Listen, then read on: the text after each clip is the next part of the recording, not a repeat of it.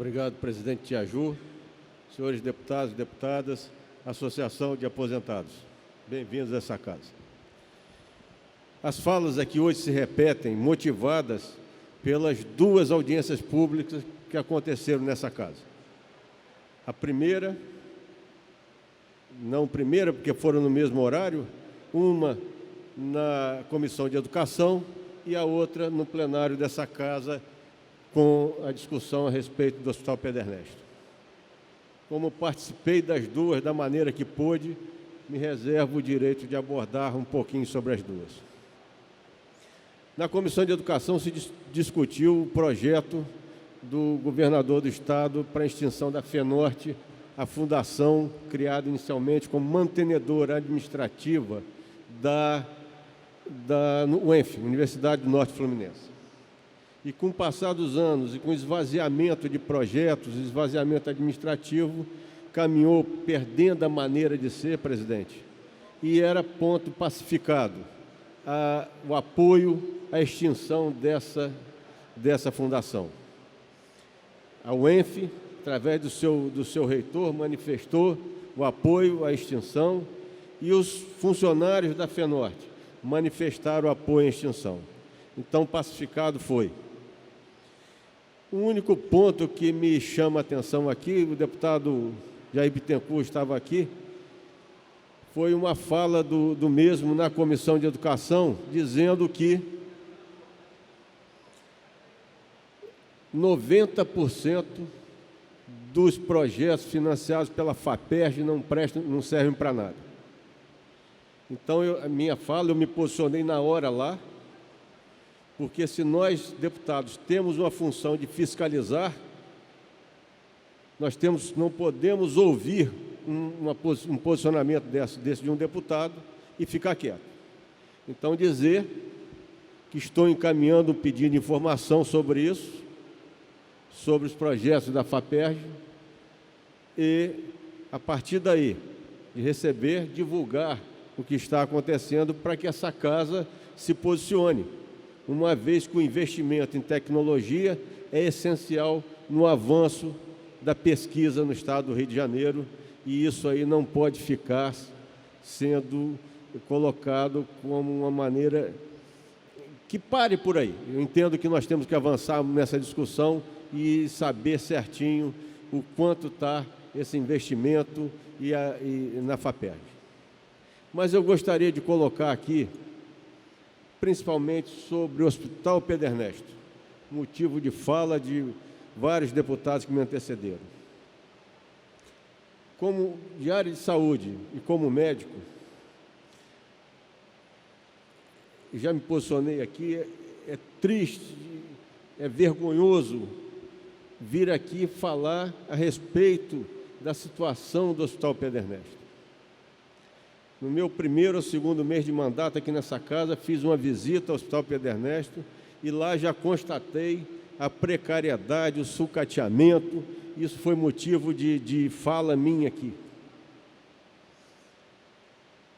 Pelo menos umas 5, 6 vezes vim a essa tribuna e falei sobre o estado do Hospital Pedro Ernesto, chamando a atenção da população para aquilo que está acontecendo.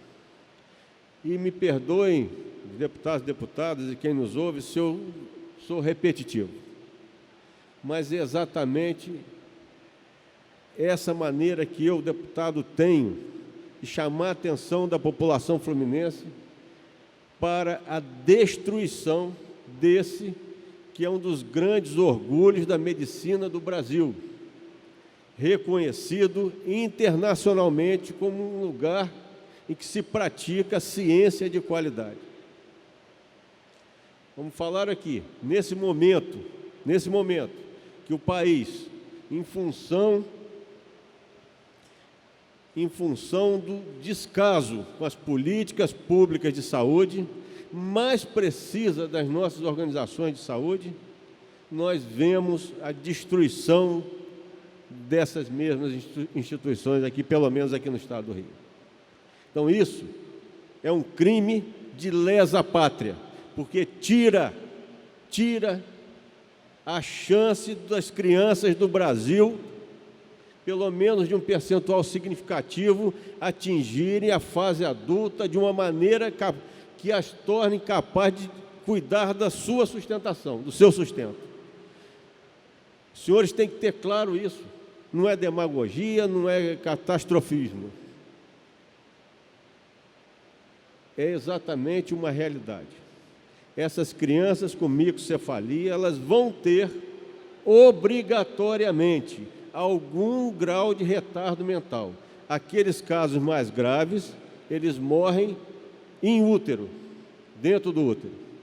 Os mais novos, os menos graves, vão ter algum grau de retardo mental, com um custo social e um custo sentimental, afetivo para aquelas famílias que vão cuidar dessas crianças. Isso tem que ficar bem claro, isso não é uma coisa simples. Nós chegamos no Brasil a 4.000 casos de microcefalia essa semana. 4.000 casos. E o pico da epidemia de Aedes aegypti, dengue e chikungunya, está previsto para abril e maio. Nós não chegamos no momento pior da epidemia. Então, esse é um ponto. E, por incrível que pareça, o professor Redimar Santos, diretor do Hospital Pedro Ernesto, aqui, falou exatamente o seguinte, numa fala até emocionada, aplaudido de pé pelo corpo docente e discente da faculdade de medicina. Aplaudi de pé aqui. Ele falou que eu preciso de quê? Preciso de 5 milhões por mês para pagar e garantir o salário das prestadoras de serviço de alimentação, saúde, né? E preciso de 4 milhões e 500 mil reais para repor os estoques e garantir o funcionamento de mais 350 leitos dentro do Hospital Pedro Ernesto. Veja bem, senhora presidente, um hospital que está funcionando com 170 leitos hoje, o diretor do hospital chega aqui e fala que precisa de mais 9 milhões e 500 reais por mês para garantir o funcionamento de mais 350 leitos. E de que são esses leitos, senhora presidente? É o transplante de renal e de fígado que não está sendo feito aqui. É a unidade de neonatologia essencial no tratamento e acompanhamento desses casos de microcefalia. É a cirurgia oncológica que poucos hospitais, fora o Pedro Ernesto, faz. O INCA, algum outro hospital.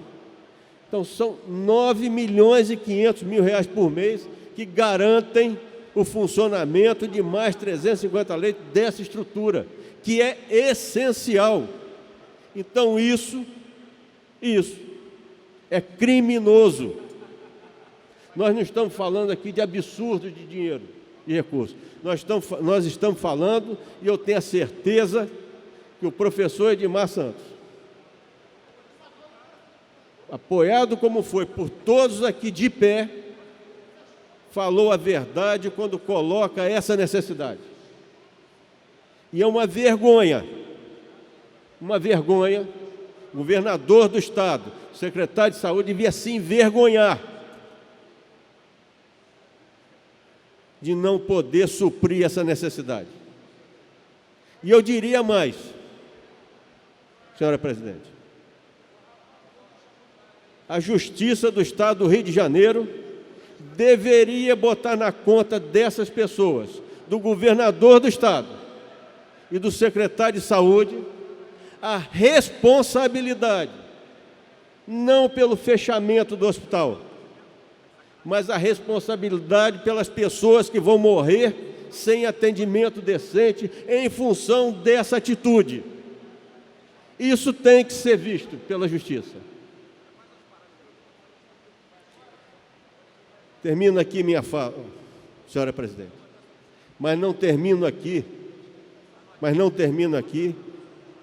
a minha revolta com tão pouco que o diretor daqui do Hospital Pedro Ernesto pediu e que nem assim consegue sensibilizar nossas autoridades administrativas. É muito pouco para a segunda unidade da federação.